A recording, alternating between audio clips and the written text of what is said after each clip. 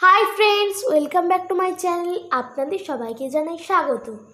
চলুন দর্শক বন্ধুরা, আজ আপনাদের সামনে নিয়ে এসেছি একটি অসাধারণ ভিডিও। আপনাদের মনে কোনো দিন কি প্রশ্ন হয়েছে আমরা কোথায় আছি? এই প্রশ্নটা কি আপনাদের মনে এসেছে কোনো দিন, যে আমরা এই ছোট্ট একটা গ্রহে বাস করছি যার নাম পৃথিবী, কিন্তু এই পৃথিবীটা যে জায়গায় ভেসে আছে সেটাই হচ্ছে মহাবিশ্ব। আজকের ভিডিওতে আপনাদের নিয়ে চলেছি এক বিস্ময়কর জগতে যার নাম মহাবিশ্ব। এমন একটা বিশাল বিশ্ব যার কোনো শেষ আমরা খুঁজে পাইনি, যার মধ্যে রয়েছে গ্রহ, নক্ষত্র এবং কি গ্যালাক্সি এবং স্থান, সব কিছু এই মহাবিশ্বে। আপনি কি জানেন প্রতি সেকেন্ডে কতটা প্রসারিত হচ্ছে মহাবিশ্ব? আপনি কি জানেন আমাদের ছায়াপথ বা মিল্কওয়েতে রয়েছে কত কোটি গ্যালাক্সি? আর সেই গ্যালাক্সির মধ্যে রয়েছে কত কোটি নক্ষত্র? এই রহস্যময় বিশাল অজানা জগৎকে বুঝতে গেলে, জানতে গেলে কিভাবে মহাবিশ্বের জন্ম হলো, কিভাবে এটি চলছে এবং এর ভবিষ্যৎ কী, এই সম্বন্ধে আমরা আজ বিস্তারিত আলোচনা করব স্বয়ং এআইয়ের কাছ থেকে। তাহলে এআই এই প্রশ্নগুলির উত্তর আমাদেরকে কি দেয়, চলো দেখা যাক। তাহলে এআইকে আমরা প্রশ্ন করি। নমস্কার এআই, তুমি কেমন আছো? তোমার দিনটি কেমন কাটছে? আমি ভালো আছি, ধন্যবাদ। আপনি কেমন আছেন? আপনার দিনটি কেমন কাটছে? আমার দিন তো ভালোই কাটছে, আর আমিও ভালো আছি। আজকে আমি আর আমার মা এবং আমাদের বন্ধুগণ তোমার কাছে একটি প্রশ্ন নিয়ে এসেছি। একটি নয়, অনেকগুলি। তুমি কি উত্তর দিতে রাজি আছো? অবশ্যই, আমি আপনার প্রশ্নের উত্তর দিতে প্রস্তুত। আপনি কি জানতে চান বলুন। ঠিক আছে, তাহলে আমি তোমাকে প্রশ্ন করছি, সেই প্রশ্নগুলো তুমি আমাদের জানিয়ে দাও। প্রতি সেকেন্ডে মহাবিশ্ব কতটা প্রসারিত হচ্ছে? মহাবিশ্ব প্রতি সেকেন্ডে কতটা প্রসারিত হচ্ছে তা মাপা বেশ কঠিন। বিজ্ঞানীরা বলেন প্রতি মেগাপার্সেক দূরত্বে থাকা মহাজাগতিক বস্তুগুলো প্রতি সেকেন্ডে 70 কিলোমিটারের বেশি গতিতে পরস্পরের থেকে দূরে সরে যাচ্ছে। তবে এই হার নিয়ে এখনও বিতর্ক রয়েছে। আচ্ছা, এই মহাবিশ্ব সম্বন্ধে একটু বিস্তারিতভাবে জানিয়ে দিলে ভালো হয় আমার বন্ধুদের এবং আমাদের বাবুসোনাকে। তাহলে তুমি কি জানাবে? মহাবিশ্ব আসলে ঠিক কতটা বড় তা আমরা এখনও পুরোপুরি জানি না। তবে বিজ্ঞানীরা মনে করেন এর শুরুটা হয়েছিল প্রায় 13.8 বিলিয়ন বছর আগে এক বিশাল বিস্ফোরণের মাধ্যমে, যাকে আমরা বিগ ব্যাং বলে জানি। এই বিস্ফোরণের পর থেকেই মহাবিশ্ব ক্রমাগত প্রসারিত হচ্ছে। আমাদের চেনা জানা গ্রহ, নক্ষত্র, গ্যালাক্সি সবকিছুই এই মহাবিশ্বের অংশ। আমাদের মহাবিশ্বে কতগুলি গ্রহ রয়েছে তুমি কি বলতে পারবে? আমাদের সৌরজগতে 8টি গ্রহ রয়েছে: বুধ, শুক্র, পৃথিবী, মঙ্গল, বৃহস্পতি, শনি, ইউরেনাস এবং নেপচুন। বাবা, তবে মহাবিশ্বে আরও অনেক গ্রহ। তাহলে প্লুটোকে কেন ঠিক ধরা আছে। হচ্ছে না? সেটাও তো একটা গ্রহ। প্লুটোকে এখন বামন গ্রহ বলা হয়, কারণ এটি গ্রহের কিছু বৈশিষ্ট্য পূরণ করে না। যেমন, এর কক্ষপথ অন্য গ্রহের মতো পরিষ্কার নয়। প্লুটোর আকারের কাছাকাছি আরও অনেক বস্তু আবিষ্কৃত হওয়ার পর বিজ্ঞানীরা একে গ্রহের তালিকা থেকে বাদ দেন। তাহলে বামন গ্রহ কাকে বলে বা তার উদাহরণ কি হবে, একটু জানাও তো। বামন গ্রহ হল সেই সব মহাজাগতিক বস্তু যারা গ্রহের মতো সূর্যের চারপাশে ঘোরে, যথেষ্ট ভর থাকার কারণে গোলাকার আকার ধারণ করে, কিন্তু তাদের কক্ষপথের আশপাশের অঞ্চল পরিষ্কার করতে পারেনি। প্লুটো একটি বামন গ্রহের উদাহরণ। এছাড়াও সেরেস, এরিস, হাউমেয়া এবং মাকে মাকে উল্লেখযোগ্য বামন গ্রহ।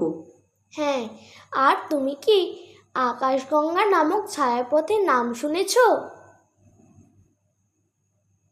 হ্যাঁ, আকাশগঙ্গা ছায়াপথ হলো আমাদের সৌরজগতের বাড়ি। এটি একটি সর্পিল আকারের গ্যালাক্সি, যার মধ্যে কয়েকশো বিলিয়ন নক্ষত্র এবং গ্রহ রয়েছে। রাতের আকাশে আমরা যে অসংখ্য তারা দেখি, তার বেশিরভাগই এই আকাশগঙ্গার অংশ। আকাশগঙ্গা ছায়াপথ দেখতে কেমন? আকাশগঙ্গা ছায়াপথ হলো একটি সর্পিল ছায়াপথ। এর কেন্দ্রটি বেশ ঘন এবং সেখান থেকে কয়েকটি সর্পিল বাহু বাইরের দিকে ছড়িয়ে রয়েছে। এই বাহুগুলোতে প্রচুর পরিমাণে গ্যাস, ধুলো এবং নতুন নক্ষত্র তৈরির অঞ্চল রয়েছে। আমাদের সৌরজগৎ এই ছায়াপথের কাল্পনিক কেন্দ্র থেকে প্রায় ২৭,০০০ আলোকবর্ষ দূরে ওরিয়ন নামক একটি বাহুতে অবস্থিত। আমাদের আকাশপথে কটি নক্ষত্র আছে তুমি কি জানো? বিজ্ঞানীদের অনুমান, আকাশগঙ্গা ছায়াপথে প্রায় ১০০ থেকে ৪০০ বিলিয়ন নক্ষত্র রয়েছে। তবে এর সঠিক সংখ্যা গণনা করা বেশ কঠিন, কারণ ছায়াপথের অনেক নক্ষত্র গ্যাস এবং ধুলোর আড়ালে ঢাকা পড়ে থাকে। ও, তাহলে আমরা যার থেকে আলো পেয়ে থাকি এবং দিনের বেলায় আমাদেরকে আলো দিয়ে সাহায্য করে, সেটি কে বলো তো? তুমি কি জানো? সূর্য একটি নক্ষত্র। এটি আসলে এক বিশাল জ্বলন্ত গ্যাসপিণ্ড। এর আলো আমাদের পৃথিবীতে পৌঁছাতে প্রায় ৮ মিনিট ১৯ সেকেন্ড সময় লাগে। সূর্য আমাদের সবচেয়ে কাছের নক্ষত্র। এর আলো এবং তাপ ছাড়া পৃথিবীতে জীবন ধারণ করা সম্ভব হতো না।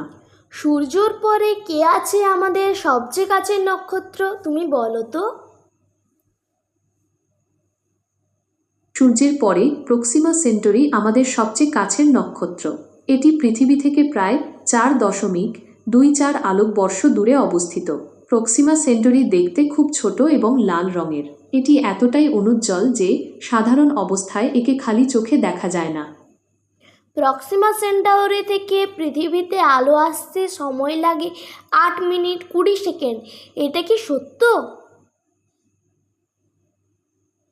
না, প্রক্সিমা সেন্টরি থেকে পৃথিবীতে আলো আসতে সময় লাগে প্রায় ৪.২৪ বছর। ও, এটি আসলে আলো বর্ষ এককে মাপা হয়, যা আলোর গতিতে ১ বছরে অতিক্রান্ত দূরত্ব। আমি তোমাকে বলে ফেললাম সূর্য থেকে আলো আসতে কতক্ষণ লাগে। সূর্য থেকে পৃথিবীতে আলো আসতে প্রায় ৮ মিনিট ১৯ সেকেন্ড সময় লাগে। ও, আচ্ছা, আমি একটা প্রশ্ন করি, হ্যাঁ, তুমি শোনো। বলো। মহাবিশ্বের শেষ প্রান্তে বলুন। কি আছে? হ্যাঁ, এটা তো বেশ জানার কথা। কি রয়েছে সেখানে? বলো বলো। মহাবিশ্বের শেষ প্রান্তে কি আছে তা এখনও আমাদের অজানা। তবে বিজ্ঞানীরা মনে করেন মহাবিশ্ব ক্রমাগত প্রসারিত হচ্ছে, তাই এর শেষ প্রান্ত বলে কিছু নাও থাকতে পারে। আবার এমনও হতে পারে যে শেষ প্রান্তে অন্য কোনো জগৎ বা মাত্রা রয়েছে যা আমরা এখনও আবিষ্কার করতে পারিনি। আমরা কি অন্যান্য গ্রহ অর্থাৎ চাঁদ, বুধ, বৃহস্পতি, শুক্র ইত্যাদি অন্যান্য গ্রহে কি আমরা বসবাস করতে পারি? আমাদের সৌরজগতের গ্রহগুলোর মধ্যে শুধুমাত্র পৃথিবীতেই প্রাণের অস্তিত্ব আছে। তবে বিজ্ঞানীরা মনে করেন মঙ্গল গ্রহে একসময় প্রাণের অস্তিত্ব ছিল। বর্তমানে সেখানে প্রাণের অস্তিত্ব থাকার সম্ভাবনা খুবই কম। অন্যান্য গ্রহগুলো যেমন বুধ, বৃহস্পতি, শনি, ইউরেনাস এবং নেপচুন প্রাণের জন্য উপযুক্ত নয়। আর তাহলে তুমি বলতে পারবে কি চাঁদেও কি মানুষ বসবাস করতে পারবে এক সময়? চাঁদে মানুষের বসবাসের জন্য এখনও অনেক সমস্যা রয়েছে। যেমন চাঁদের বায়ুমণ্ডল না থাকায় সেখানে অক্সিজেন এবং জল নেই। এছাড়াও চাঁদের তাপমাত্রা।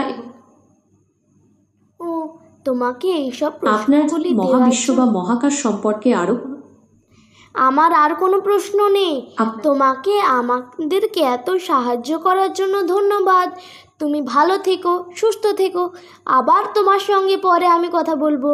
তাহলে আজ বন্ধুরা ভিডিওটি এই পর্যন্ত। দেখা হবে নতুন ভিডিওতে। ততক্ষণ অবধি আপনারা সকলেই ভালো থাকবেন, সুস্থ থাকবেন, সাবধানে থাকবেন। আপনাদের কি বন্ধুরা এইসব ইনফরমেশন জেনে আপনাদের কি কোনো কাজে আসবে? অবশ্যই কমেন্টে জানাবেন কিন্তু।